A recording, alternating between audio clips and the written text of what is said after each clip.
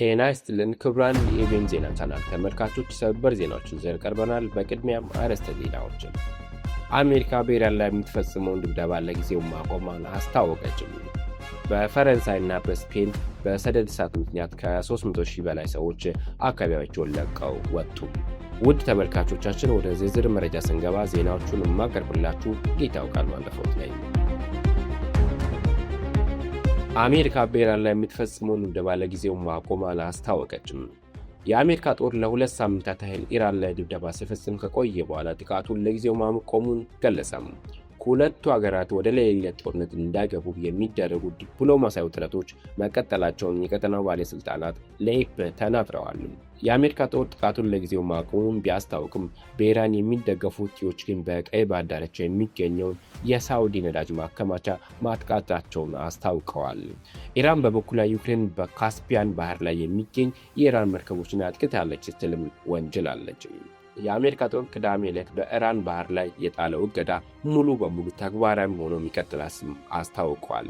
ለ13 ሌሊቶች ሲፈጸም የነበረው ድብደባ ግን ማቆሙን ይፋ አድርጓል። አንድ የአሜሪካ ከፍተኛ ባለስልጣን የአየር ድብደባው ስለመቆሙ ተጠይቀው ሲናገሩ ትራምፕ ምንም ጊዜ ዲፕሎማሲን እንደሚመርጡ ግልጽ አድርገዋል።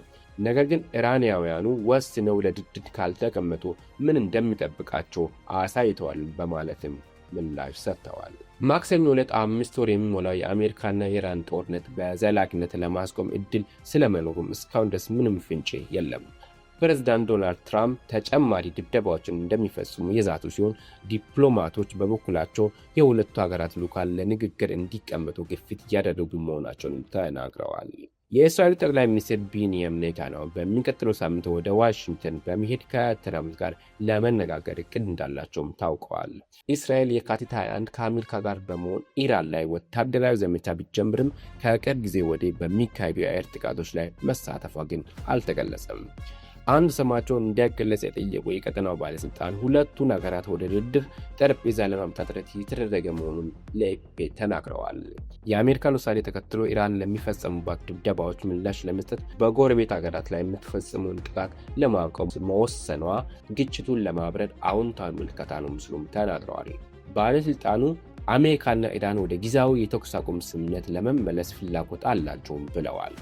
ኢራን ጦርነቱ ከተጀመረ በኋላ በሆርሙዝ ወሽመጥ ላይ በጣለችው እገዳና በመርከቦች ላይ በፈጸመችው ጥቃት የተነሳ ወሳኝ የሆነው የመርከብ መተላለፊያ በመዘጋቱ የዓለም ነዳጅ ዋጋ በከፍተኛ ሁኔታ ጭማሪ አሳይተዋል። አሜሪካ በኢራን ላይ የምትፈጽመው ጥቃት ለጊዜው ያቆመችው የመሳሪያ ክምችቶቿ በመሳሳቱ ነው ተባለም። አሜሪካና ኢራን ጦርነት ውስጥ ከገቡ 5 ወር ሊሞላ በቀረበበት በአሁኑ ወቅት ቴህራን ሌሊቱን ያለምንም የመሳሪያ ድብደባ አሳልፋለች። ኒውዮርክ ታይምስ ግን አሜሪካ ድብደባን ያቆመችው ያላት የጦር መሳሪያ ክምችት እየሳሳ በመምጣቱ ነው ሲል ዘግቧል። አሜሪካ ለተከታታይ 2 ሳምንታት የሌሊት ድብደባዎችን ስትፈጽም ከቆየች በኋላ አገሪቱ ወደ ድርድር ይመለሳል የሚል ተስፋ ዳግም አንሰራርቷል። የአሜሪካ መገናኛ ብዙሃን ግን የአየር ድብደባው ለጊዜው መቆሙ የአንዳንድ የጦር መሳሪያዎች ክምችት እየሳሳ መምጣቱን ሊያመለክት ይችላል ሲሉ ተናግረዋል።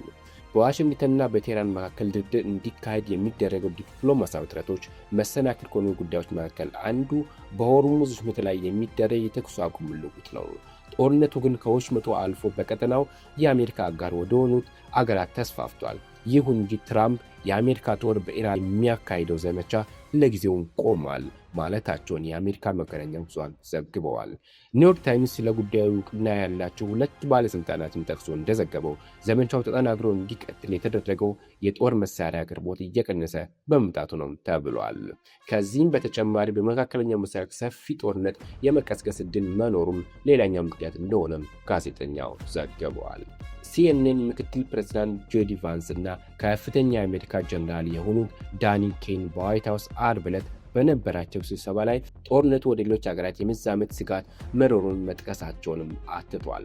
እንደ ሲኤንኤን ዘገባ ኬን ጦሩ የታዘዘውን በሚገባ እንደሚፈጽም አረጋግጠው ነገር ግን ጦስ ሊኖረው እንደሚችልም ትራምፕን አስጠንቅቀዋል። ትራምፕ ሁሉን አቀፍ ዘመቻ ለማካሄድ አለመወሰናቸውን ተናግረዋል። 4 እና 5 ሳምንታት ይፈጃል ተብሎ የነበረው የኢራን ጦርነት አሁን 5ኛ ወሩን ለመያዝ እየተቃረበ ነው። በፈረንሳይና በስፔን በሰደድ እሳት ምክንያት ከ300,000 በላይ ሰዎች አካባቢያቸውን ለቆ ወጡ።